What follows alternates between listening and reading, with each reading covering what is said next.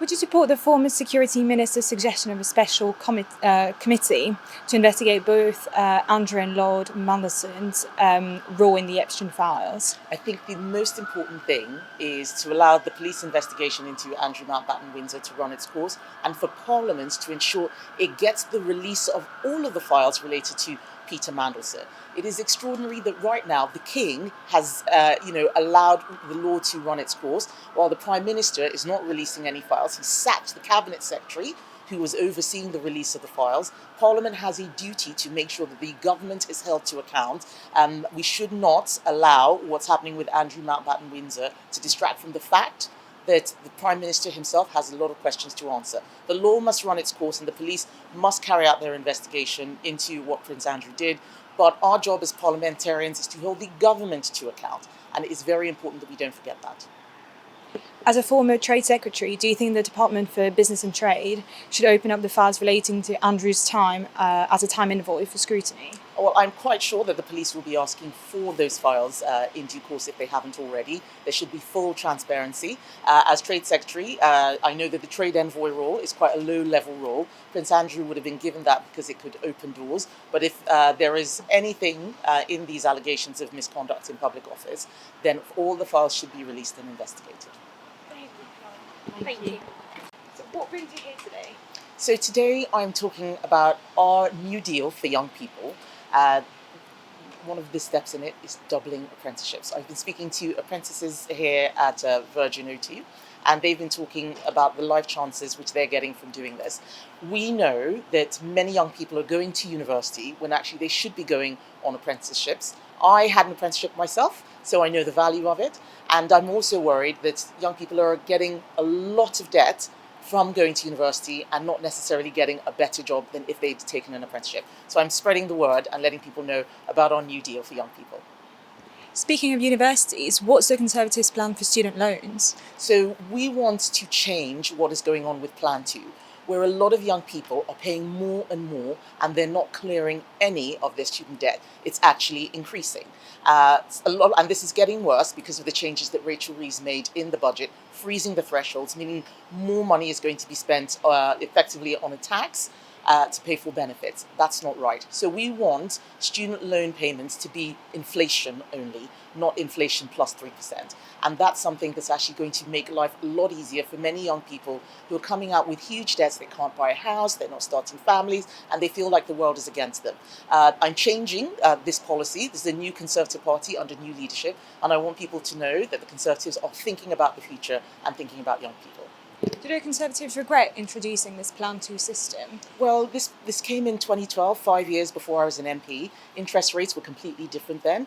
It was a plan that was made for 2012. It's 2026. So when things change, circumstances change, we've got to change policy. And what we see today in 2026 is AI taking jobs, graduate recruitment at record lows, youth unemployment at record highs, also because of what the government did in the budget, increasing taxes in particular on hospitality industry, really struggling. Where are the jobs going to come from? We have got to look at making the jobs market better for young people and also reducing the burden. So the student loans changes, which we're putting through, will reduce the burden. Doubling apprenticeships will help them in getting jobs. And actually, we've also got a first jobs bonus, £5,000, which young people can keep off their national insurance to help them save up for a house or other long-term savings.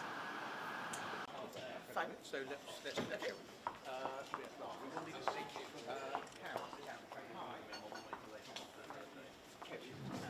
Linking that diversity as an employer, it's probably one of the main things we focus on with our apprenticeship programme on diversity. So we want to ensure everybody has an equal chance of applying to our programmes. So our programmes, we want to make sure that confidence grows really quickly, and we have lots of different career pathways that all our apprentices go into, and quite a few of them are going to leadership roles. And you guys can tell me, I can see your names. I can see your name, actually, Jack, there we go. So I've got Jack and Taylor next to me. If we start with Jack, and you tell me what your apprenticeship is in and when you started it. Yes, so my apprenticeship is radio planning. So basically most of my days are spent learning radio theory, the tools that we use to build and upgrade sites. So it's mostly in like the acquisition, design, construction stages of delivery. I started last August. I'm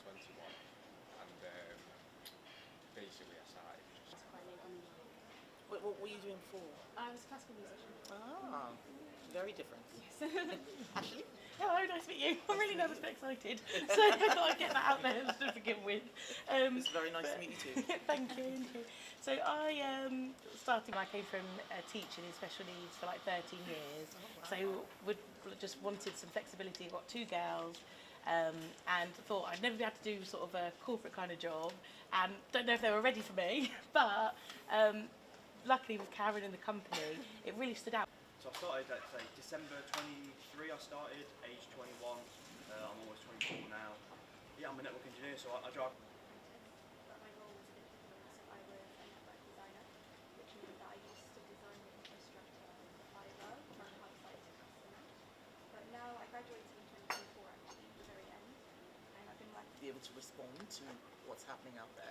And I think that apprenticeships are something that we need to elevate in terms of the prestige, that they are actually a really fantastic way to learn and get in the workplace. It is very traditional, going back thousands of years. That's how many people learn. People took on an apprentice, and then they became very skilled. And I think that we need to bring that back again. And talking to you this morning is one way of helping to promote my policy, which is to double the number of apprenticeships and get the money out of the university courses that are not performing, the ones that are actually leaving people worse off. I'm sure you all know people who went to university and actually maybe they didn't like it, or they've come out thinking, why did I do that? I should have just gone into the workplace. And I think that it's very important that politicians talk about what life is like for young people today, rather than what life might have been like in 1980 or in 1990. It's quite important because everyone assumes that apprenticeships are all level 1 and they're all basic, paying £3 an hour or something really silly. There are actually 7 levels of apprenticeships, and there is a lot that you can do in that. And raising the awareness, encouraging more people is key. And to your point, you changed career. Midway, you were able to do so through an apprenticeship. I remember when I finished my apprenticeship, I was having so much fun. I didn't want to leave. I just thought that I had to. It was just a year. I worked for them a long time ago. How long have you been in now? 30 years.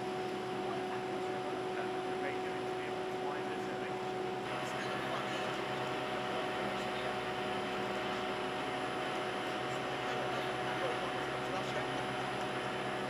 These are my flat shoes. Alright, so where are we going? Rob, here. Okay.